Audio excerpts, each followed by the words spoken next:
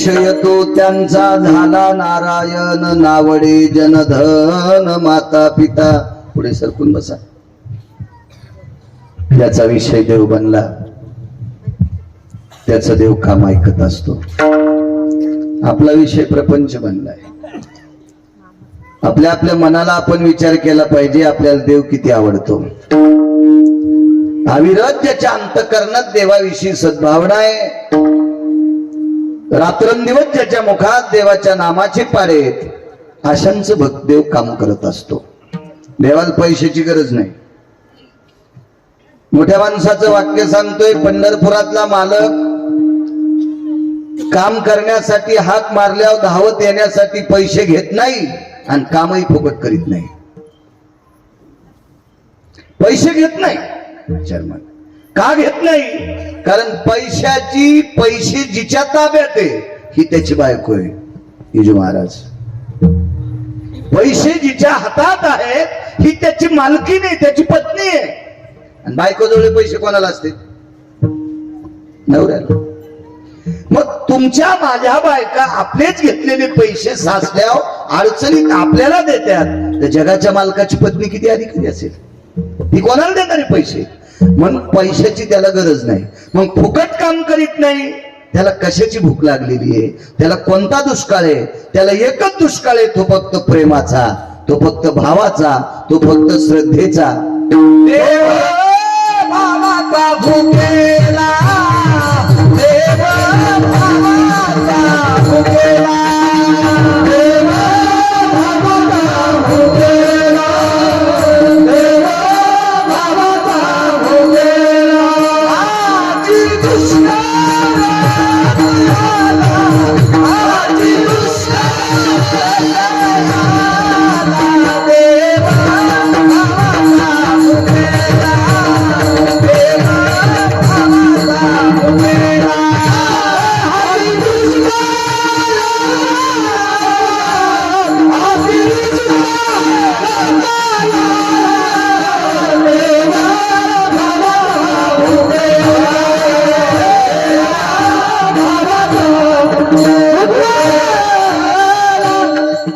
काही न लगे एक भावाची आठवण, काही न लगे एक भावाची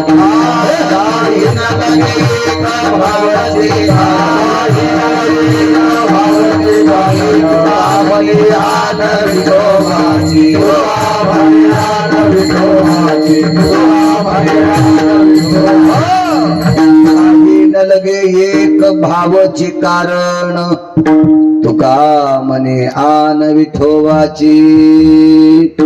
त्याचे पायी घाला मिठी, मोल ने घे जगजेती. भावा एकासाठी खांदावा हे आपुल्या. श्रद्धेनं त्याच्या पायाला मिठी घातली की ते खांद्यावर घेते. देवा कारणे भाव तस्मात. त्याला फक्त भाव पाहिजे, प्रेम पाहिजे. ते पैसे घेत नाही. कारण तुम्हाला किती पैसे द्यायचे, तुम्हाला पैसे दिल्यावर किती मस्करायचंय, तुम्हाला पैसे दे, तुम्हाला म्हणजे मी पण आलो त्याच्यात, तुम्हाला पैसे दिल्यावर किती नालायकपणा करायला लावायचा आहे हे पण त्याच्याच हातात आहे. किती उंच न्यायचे हेच त्याच्याच हातात आहे. आणि कोण्या दिवशी मंदिरात थाटी घेऊन बसत्यांना बसवायचे हे त्याच्याच हातात आहे. तुका म्हणे आले समर्थाचे मना, तुका म्हणे आले समर्थाचे मना.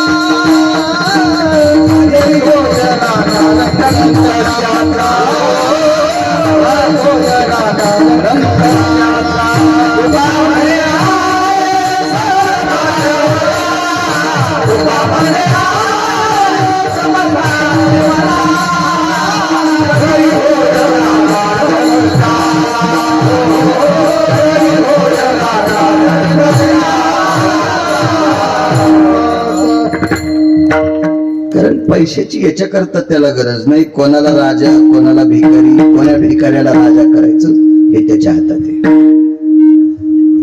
गेल्या वर्षी आलतो मी तर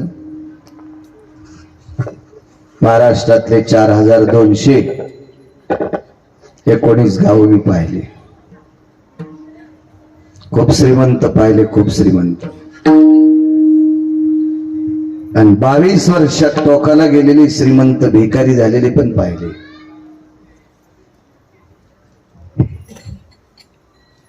लक्ष्मी हे खसखशीचं पोत आहे. खसखशीच्या पोत्याला दाबनाचं छिद्र सहन होत नाही. आम्हाला आम्ही खसखशीच्या पोत्याला दाबण टोचलं. बैलगाडीत संभाजीनगरहून खसखशीचं पोत टाकलं. सावंगीला आल्यावर पोत रिकामं झालं. सावंगीपासून संभाजीनगर पर्यंत मोठमोठ्याला बॅटऱ्या लावून खसखस पाहिली. रस्त्याला एकही खसखशीचा दाना दिसला नाही आणि पोत्यात थांबला नाही. ती कशी निघून जाती ही कोणालाच कळत नाही. तिचं नाव लक्ष्मी आहे. म्हणून मला वाटतंय म्हशीच्या पोरावानी मस्ताळलं नाही पाहिजे. म्हशीचं पोरग कळालं ना, हाल्या विढाला विढाला विढाला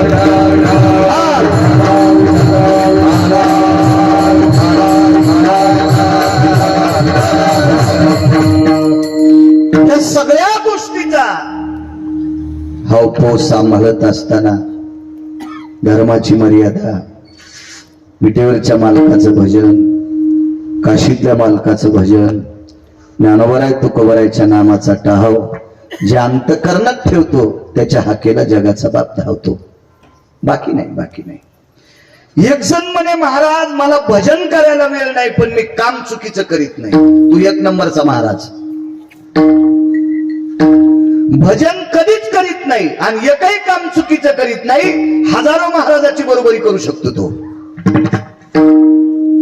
एखादा मृदंगाचार्य असेल, एखादा भजने असेल, एखादा मायासारखा कीर्तनकार असेल, लोकायला नामचिंतन सांगतो, स्वतः करतो आणि मायबापाला जर नीट बोलत नसल तर आमच्या तिघाई सारखा भडवा जगात कोणी नसल. विठाला विठाला विठाला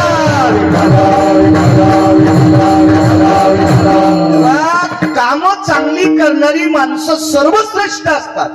सर्वश्रेष्ठ, सर्वश्रेष्ठ. बिना चप्पलचा पंढरपूरला वारीला जात असेल आणि मायबापाला नीट बोलत नसेल तर चंद्रभागेत जेसीबीनं खड्डा खांदून याला मधात जरी पुरलं तरी या हरामखोराला मोक्ष नाही. त्याचं सर्वात मोठा परमार्थ आहे त्यांना त्याच्या आई वडिलांना गोड बोलणं, आई वडिलांना सांभाळणं. असे काही नियम आहेत. अशा सत्तेवर आरूढ असणाऱ्या लोकांना भजनाचं पुण्य, कीर्तनाचं पुण्य, वारीचं पुण्य प्राप्त होते. स्वामी काज गुरु भक्ती पितृवचन सेवापती हीच विष्णूची महापूजा अनुभव नाही दुजा. मालकाची सेवा, पतीची सेवा, वाडवडिलांची सेवा, गुरुची सेवा, या सेवेत फार मोठं पुण्य आहे. फार मोठं, फार मोठं पुण्य आहे. माहित असावा तुम्हाला. एक यात्रा केली नाही एका व्यक्तीने, एक सुद्धा यात्रा. नंतरचा काळ सोडून द्या, अगोदर एकही यात्रा केली नाही. आई वडील जोपर्यंत जिवंत आहेत तोपर्यंत एकाही यात्रेला पठ्ठ्या गेला नाही. तरी काशीतल्या मालकाने घरी कंगन पाठिलं. कशात सापडलं कंगन? चमडे, काताडे बुडवायच्या कुंडात. त्या साधूचं नाव आहे रविदास महाराज, संत रोहिदास रविदास. नियत तेरी अच्छी है तो किस्मत तेरी दासी है, कर्म तेरा अच्छा है तो घर में मथुरा काशी है. घरी कंगन पाठिलं पण बूट चप्पल शिवायचा धंदा. शेंडीला गाठ बांधली दोरीची, ती दोरी आतमध्ये बंगईला होती. मान हल्ल्याबरोबर बंगई हलत होती. आई वडिलांना झोका देत होता मानेनं. हात बोट शिवायला जरी गुंतले असतील तरी त्या महात्म्याला काशीतल्या मालकांनी कंगन पाठवाव. काय मोठी ताकद आहे राजेव, काय मोठी ताकद आहे. या महात्म्याकडे बघितल्याच्या नंतर 5-50 श्लोक पाठ केलेलं जरा आषाढ महिन्यातल्या शिदडावानी करू लागलो. आषाढ महिन्यातले शिदड माहित असतील ना तुम्हाला. हे चैत्रात दिवसत नाहीत. हे पाणी पडल्यावर जास्त वळवळ करते. इकून धाका लागल्यावर इकडं, तिकून धाका लागल्यावर इकडं. 5-50 श्लोक पाठ आहे. इतकं वळवळ करू लागलं. काय म्हणे तू पांडुरंग चमड्यावर बसिला. काय महात्म्याची ताकद आहे. ते म्हणले कीर्तनात जो पकवाद वाजिते त्याचे दोन्हीकडचे पानं चमड्याचीच आहेत. चामाचाची कहाळ आणि चामाचीची हात, हात सुद्धा चमड्याचेच वाजवायलेत. तुम्हाला काय चमड्याचा इन्कार आहे म्हणे. बऱ्याच पैकी 10-5 श्लोक पाठ करणाऱ्यानं त्याचं हीच केलं, त्या महात्म्याचं हीच केलं. काय म्हणे यज्ञोपवीत कुठे आहे? तुम्ही वरून घातलं म्हणे बाळू महाराज, रापी घेतली आणि पोट चिरलं आणि आतून जाणव दाखवलं. आतून कशी की अशी गुंडाळली असेल त्याची, त्याला रस्ता दिसला असेल का कोणीकडे पळावं म्हणून. ही ताकद कशाची आहे? फक्त मायबापाच्या सेवा केल्याची पुण्याची ताकद आहे. मग असं ज्याच्याकडे कर्माचं पुण्य असेल सात्विक, त्याच्या हाकेला सुद्धा जगाचा बाप धावतोय. विठाला विठाला विठाला विठाला विठाला.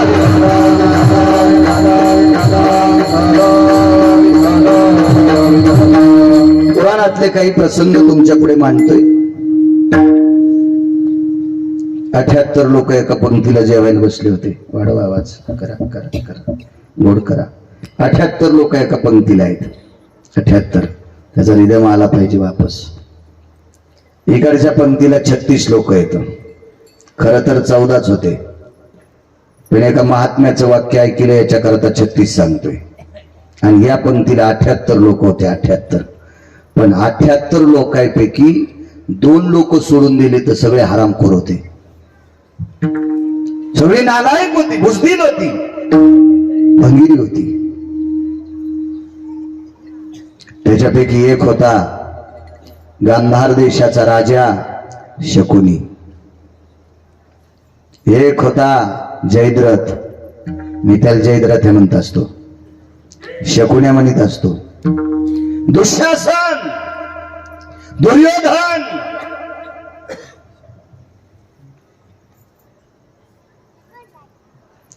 या विश्वात वा पृथ्वीवर जेवढे देश आहेत, या सर्व देशापैकी 2 नंबरचा विद्वान ज्याचा पिता आहे, अशा विद्वानाचं नालायक कट्ट सुद्धा त्या पंक्तीला होतं. त्याचं नाव होतं अश्वत्थामा.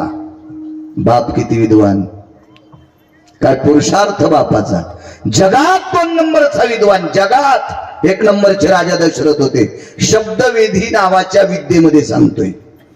तर शब्दवेधी नावाच्या विद्येमध्ये द्रोणाचार्य जगात 2 नंबरचे. त्यांचं कार्ट चिरंजीव, मरत नाही, ते अमर आहे. पण नालायकाच्या यादीत ते पण आहे.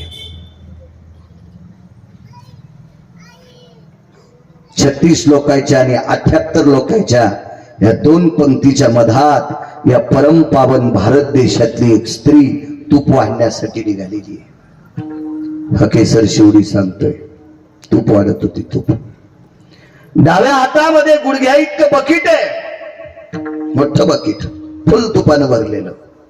आणि उजव्या हातामध्ये बुटका असेल, तांब्या असेल, वगराळा असेल, तूप वाढण्यासाठी. वाढत होती तूप. तूप वाढता वाढता चोळीला 2 गाठी होत्या. आता आल्या त्या बटनाच्या चोळ्या. आता या जुन्या बसलेल्या वयस्कर लोकांना विचारा, यांच्या लहानपणी चोळ्या कोणत्या होत्या म्हाताऱ्यांना. लागाची चोळी म्हणायची तिला. तर मग त्या चोळीला गाठ असायची फक्त एकच. आणि लागाची चोळी एखाद्या फार मोठ्या शहरात गाजलेल्या टेलरला शिवता येत नव्हती. त्याचा विशिष्ट प्रकारचा टेलर असायचा लागाची चोळी. करडीच्या तोंडासारखा लाग असायचा. लाग जरासा जरी तिरपट झाला तर चोळी हुकत होती. फाडीत कशावर चोळीला कातर थोडीच होती, बोटावर खण फाडायचा. टिकल्यावाल्यानं हसू नका, जुन्या म्हाताऱ्याला विचारा. तुम्हाला काय माहिती, तुमच्या काळात हे सगळं प्लॅस्टिक आलं. विचारा जुन्या म्हातारीला. आपली आजच सासू असेल, आपली वयस्कर सासू असेल, कधी कधी जुनं विचारा, तरी इथून पुढे जगायला सोपं जाईल. ज्यानं नवं डोक्यावर घेतलं का त्याची एके दिवशी मान मोडणार आहे. विठाला विठाला विठाला.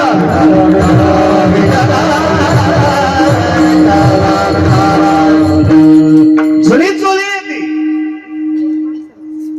त्या चोळीला गाठी 2, एक काठ सुटली. आता जरी तुम्हाला पाहायला नाही भेटली, मुक्ताई साहेबांचा जुना फोटो बघा. माऊली महावैष्णव ज्ञानोबरायांच्या भगिनी मुक्ताई साहेब यांचा फोटो, ओरिजिनल फोटो पहा. भंगिरेने छापलेला नाही. भंगीरे तर काय कुठं चमकी लावतील, कुठं वेगळं चिटकी देईल, कुठं नालायकपणा करतील, काय काय द्याल सीमा नसते. 700 वर्षापूर्वी हे आगावपणा होता का? काही कुठं चिटकी देईल ते बरं दिसण्यासाठी. जुन्या सात्विक तात्विक सदाचारी कालाची मर्यादा, धर्माची मर्यादा स्तुत असलेल्या माणसाने केलेली प्रतिमा मुक्ताई साहेबांची बघा. त्यांच्या अंगामध्ये सुंदरशी कंचोळी आहे, चोळी आहे. अशी चोळी द्रौपदी आई साहेबांना होती. या 78 लोकांना तूप वाढायला सुरुवात केली आणि चोळीची एक गाठ सुटली. गाठ सुटल्याबरोबर बकेट खाली ठेवावंसं वाटलं आणि उजव्या हातातलं वगराळ म्हणा, पळी म्हणा, चमचा तर नव्हताच, वगराळ म्हणा, पळी म्हणा किंवा तांब्या बुटकं म्हणा, बकेटात ठेवून बाजूला जाऊन चोळीची गाठ मारण्याची मानसिकता, भावना, विचार द्रौपदी आई साहेबांच्या मनात आला. दुर्योधनाच्या अलीकडे एक बसलेला व्यक्ती होता, त्याचं नाव सांगणार नाही, घरी गेल्या पहा, मोबाईल एक मोठाले तुमच्याकडं. इतका हरामखोर, इतका हरामखोर, त्यानं शकुनी सारख्या नालायकाला खुनील हस्तसंकेत केला. गांधार नरेश देखो बोला क्या है. शकुन्या फार हरामखोर होता. कौरवांचा मामा होता. कौरवाला पत्ते खेळायला शिकविणारा 1 नंबरचा दलिंदर मामा. कौरव कृष्ण परमात्म्याने मारले नाही, आरोप करू नका. कौरवाला पांडवांनी मारलं नाही, आरोप करू नका. कौरवाला मारलंय त्याच्या सख्या मामानं. जरा महाभारत नीट वाचा. ज्यानं चांगला भागवताचा अभ्यास केलाय त्याचा ऐका, नाही तर तुम्ही वाचा. बहिणीची 100ला 100 पोरं जर कोणी मारली असतील तर शकुनीनं मारली. शकुनीनं दुर्योधनाची मांडी दाबली. भाषे बुवा काय बघता, काय बघायला खाले तू. मामाश्री, वहिनी साहेबाच्या चोळीची एक गाठ सुटली, वरी बघू नये म्हणून खाली बघतो. मूर्ख कुठला. नाही ते त्याच्या डोक्यात भरवलं आणि शकुनीने दुर्योधनाला बोलायला लावलं. बोल, वार म्हणे तिला तू. आणि बघ दुर्योधन भडकला. वहिनी साहेब तूप वाढा. बऱ्यापैकी चांगली माणसं हरामखोराच्या संगतीत गेल्यावर वाईट होत असतात. आमची इथे एका बैलाला डावे खायचा नाद होता. जर्मन चराट खात होत, ते कासरा खात होत. संध्याकाळी 12-12:30 वाजता त्याचा कासरा चावून तुकडा करायचं आणि शेजाऱ्याची मका खाऊन यायचं. त्या माणसाने गारानं केलं म्हणे, बाळू महाराज सोपते का तुम्हाला. लोकांना कीर्तन सांगता आणि संध्याकाळी बैल मोकार सोडून देता. मान खाली घालायला लागली. मला त्याचं ऐकेल. मी कीर्तनापुरतं सांगायलो. त्याच्या भंगिऱ्यात मकाला बैल घालायला मी इतका मूर्ख आहे का. कशाला जाऊ त्याच्या मकीत, कशाला बैल जाऊ देईल मी. पण कीर्तनापुरतं सांगायलो. गड्याला सांगितलं, गड्यानं रुमणं काढून त्या बैलाला खूप मारलं. ओळा आले त्याच्या पाठीवर, कातड गेलं त्याचं. दुसरा बैल हसू लागला. लय मका खातो का म्हणला दुसऱ्याची, आपल्या इथे कमी वैरण आहे का. कशाला जातो रे. बैल लय शहाणं. बैलानं दुसऱ्या दिवशी चेअरमन त्याचा कासरा खाल्ला आणि मग आपला खाल्ला आणि त्याला मका खाल नेलो. बरेच नालायक बैल चांगल्या बैलाला सोबती नेते. मी बैल म्हणालो, बैल. तुम्ही इतका अंगाव घेऊ नका. मी बैल म्हणतो, बैल. काही बैलायला काहीच वाईट नाद नसतो, पण नालायक बैल त्याला सोबती करते. मला वाटते नालायक बैलाच्या चांगल्या बैलानं नादी लागून दुसऱ्याची मका नाही हाणली पाहिजे. मालक रट्टे हाणीत असतो. मालक कोणता माहितीये का. दक्षिणेचा. विठाला विठाला विठाला.